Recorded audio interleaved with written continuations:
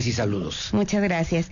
Y bueno, como bien lo señalas, Aurelio, hemos hablado de los derechos humanos como ese conjunto de derechos inherentes a todos los seres humanos, sustentados en la dignidad humana, cuyo ejercicio es indispensable para el desarrollo integral de cada una de las personas en sociedad. Sí. Esto es muy importante y las autoridades tenemos la responsabilidad de promover, de difundir, pero también de proteger y de garantizar el ejercicio pleno de estos derechos a través de los mecanismos jurídicos que estén establecidos en cada país. De hecho, la Organización de las Naciones Unidas, entiendo, también ha generado, ¿no?, toda una estrategia, todo un sistema de protección, atención a los derechos humanos a nivel internacional, incluso, mi querida Betty. Así es, existe a nivel internacional y la base de este sistema de protección y defensa de los derechos humanos es la Constitución de cada uno de los países que conforman esta gran organización y pues quienes han suscrito la protección y la defensa de estos derechos para todos las personas que vivimos en este planeta. Ahora, ya fuiste puntualmente hablando de cada uno de los derechos, cómo inciden en la vida social, pública, cultural, en cada uno de los estados o sociedades. Hoy tenemos que empezar una nueva etapa dentro de este análisis que tiene que ver justamente con estos medios para que los derechos humanos realmente puedan trascender en la historia de la humanidad. Así es, el fundamento, la fuente de los derechos humanos, en este caso es la Constitución, los tratados internacionales y la jurisprudencia. Sí. Las características del sistema de protección de los derechos humanos en nuestro país es la supremacía constitucional, precisamente lo que es la rigidez para la reforma de la Constitución que protege nuestros derechos humanos en su artículo primero y la garantía de estos derechos, cada uno reconocidos en el marco constitucional. El fundamento para este sistema de protección y defensa de los derechos humanos en nuestro país es el artículo 102 de la Constitución Política de los Estados Unidos Mexicanos, en el cual se prevé que el Congreso de la Unión y las legislaturas de los estados o de las entidades federativas, en el ámbito de sus competencias, son quienes deben de establecer estos mecanismos de protección a los derechos humanos para que las personas los conozcamos y pues existan dentro del orden jurídico que podamos hacer valer. O sea, es obligación del Estado también generar estos medios justamente de protección de los derechos humanos. Así es, en el ámbito de las competencias, tanto a nivel federal como a nivel local, a través de las legislaturas. ¿Qué hacen ahí pienso en los tres niveles de gobierno, los municipios, digamos, en esa misma incidencia? Entiendo que hay ordenamientos a nivel internacional, nacionales a través de la propia Constitución, pero ¿cómo llegan esta posibilidad, digamos, estos derechos humanos, estos sistemas de protección de los derechos humanos, por ejemplo, a los municipios, Betty? A través de la reglamentación. La reglamentación es toda esa legislación que pormenoriza, que detalla esta aplicación a través de las políticas públicas de prevención o bien pues los sistemas que tengan que tener alguna instancia de escucha también a nivel municipal. ¿Y existen? Sí existen y bueno, tal vez no con este nombre en específico, pero sí a través de los programas que tienen que respetar pues estos ordenamientos. En Querétaro podemos nosotros hacer un balance de los 18 municipios, ¿en cuántos de los 18 existen estos sistemas de protección? En Querétaro no tengo un dato tal, porque no tienen ese nombre como tal, más bien forma parte de su reglamentación en general que tiene que respetar los derechos humanos. Correcto. Bueno, pues es un tema importante que tiene una interpretación universal de lo que realmente son los derechos humanos, Betty Marmolejo. Así es, y bueno, dentro del sistema de protección tenemos dos áreas muy importantes que hay que identificar: el sistema que tiene que ver con la vía jurisdiccional y el sistema que tiene que ver con la vía no jurisdiccional. Y bueno, tenemos 4 mecanismos muy importantes en la vía jurisdiccional, como es el juicio de amparo, como es la controversia constitucional, como es la acción de inconstitucionalidad y el derecho de daños. Ahorita voy a entrar en cada uno de ellos de forma muy general.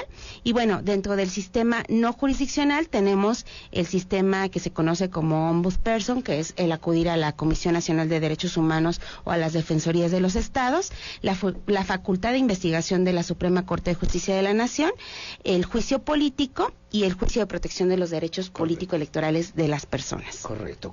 Y con ello también ir contemplando, bueno, pues este entramado que obviamente se vuelve importante, fundamental, para entender, conocer y que, no sé si esté usando bien el término, Betty, tú me corregirás, que puedan operar o que puedan estar activos los derechos humanos de las personas. Sí, que las personas los podamos hacer valer y respetar. Exacto, eso quise decir. Y respetar. Y bueno, el juicio de amparo, que es el recurso jurisdiccional por excelencia a través del cual las personas hacemos valer nuestros derechos humanos, es el primero, y bueno, este está establecido en nuestra Constitución. De hecho, pues a nivel internacional México es el pionero en este tipo de figuras jurídicas, y bueno, es el medio, como te lo decía, por excelencia para la defensa, que permite reclamar y reparar violaciones a derechos humanos cometidos por las autoridades en contra de las personas.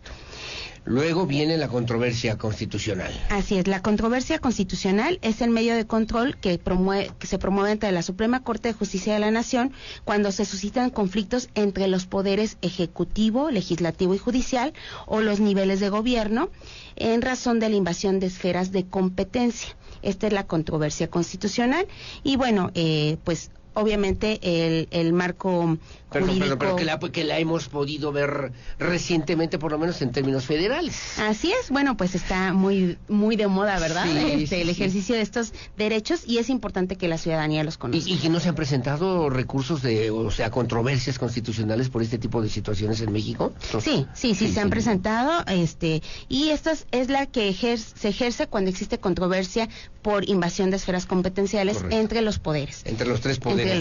Correcto. Y luego tenemos la acción de inconstitucionalidad, que esta es un medio de control constitucional que se tramita también ante la Suprema Corte de Justicia de la Nación, sí, y que esta denuncia la posible contradicción de normas de carácter general en la que se violen derechos humanos. Esto es, las leyes, los decretos, los reglamentos que puedan violar derechos humanos, y este es el recurso a través del cual se puede hacer valer el respeto al marco internacional. Ejemplo podría ser el Plan B que propuso recientemente el presidente López Obrador. Esa es una acción inconstitucional. Correcto, porque una norma, una legislación puede violar derechos humanos. Correcto. ¿Y un cuarto también recurso, cuál sería? Este es muy importante que lo conozcamos, porque es el que ayuda a que las personas puedan defenderse entre particulares cuando hay violación de derechos humanos, que es lo que se conoce como el derecho de daños. Uh-huh. Es mediante el juicio civil,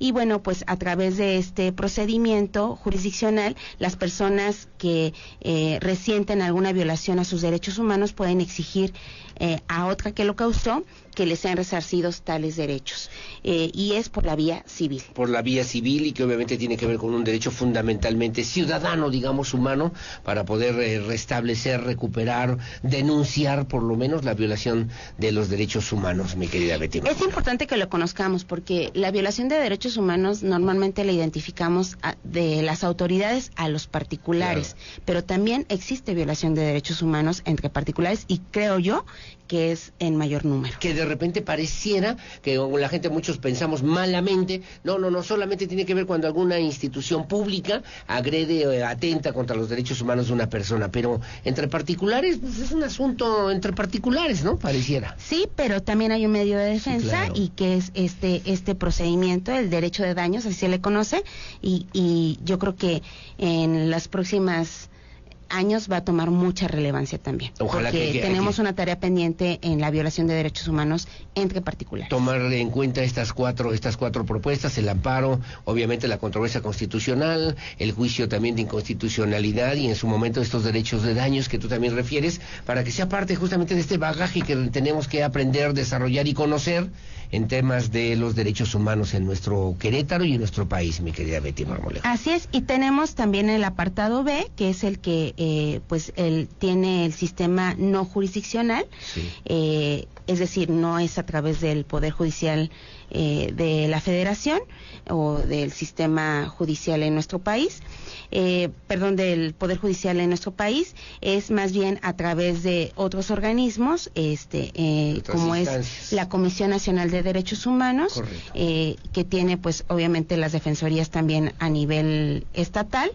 Y bueno, la Comisión Nacional de Derechos Humanos es esta institución que se creó en 1990 con la finalidad de trabajar de forma transversal con las autoridades, con las instituciones, con las organizaciones de la sociedad civil y a nivel nacional e internacional para analizar las políticas públicas, los estudios, las tendencias relacionadas con este tema y establecer esos mecanismos de prevención a través de la capacitación, de la promoción de los derechos humanos, el acompañamiento y la protección de todas las personas. De todas las personas, periodistas, defensores de los derechos humanos, ciudadanos en general que obviamente se pueden ver afectados, ¿no?, en este cumplimiento de los derechos humanos. ¿Cómo concluimos, mi querida Betty Marmolejo? Sí, bueno, pues es importante que la gente conozca todos estos mecanismos, que pueda acudir a las instancias que les puedan prestar asesoría de forma gratuita a este respecto y que hagamos valer nuestros derechos humanos. ¿Dónde te encontramos, dónde te vemos, dónde te seguimos, dónde podemos contactarte, Betty Marmolejo? Beatriz Marmolejo Rojas en Facebook y en Instagram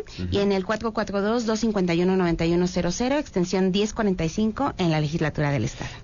251-9100, 1045 la extensión en el Congreso del Estado. Así es. Betty Marmolejo, como siempre, muchas gracias por estar con nosotros. Gracias, Aurelio. Que tengas buen día. Son las 8 de la mañana con 4 minutos. Es la diputada por el Partido Acción Nacional, por cierto, además presidenta de esta comisión que tiene que ver con los derechos humanos en la 60ª legislatura del Estado y que obviamente obedece a la posibilidad de ir haciendo un poquito, no solamente de este conocimiento didáctico, académico, sino también en esta conciencia social y política de lo que tiene que ver con los derechos humanos para las y los queretanos. Gracias, Betty, que tengas buen día. Gracias, Aurelio. Hacemos una pausa, su opinión siempre la más importante, son las 8 de la mañana con 4 minutos, una pausa comercial, regreso, voy a platicar en esta mesa de trabajo con el diputado Felifer Macías, aquí en esta mesa de trabajo. Pausa y volvemos.